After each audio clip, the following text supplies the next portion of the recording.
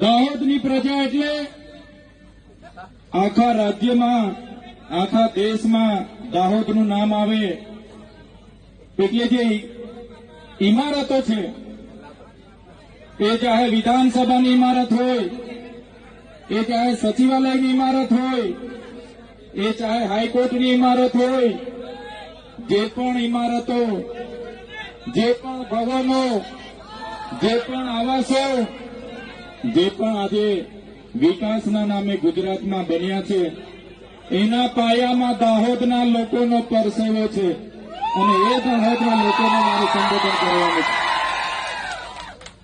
ત્યારે મને આનંદ થાય છે કે એ દાહોદની પ્રજાની વચ્ચે છું, જેમની આજે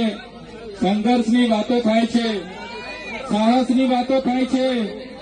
અને દાહોદની પ્રજાની મહેનતની વાતો થાય છે. ત્યારે આ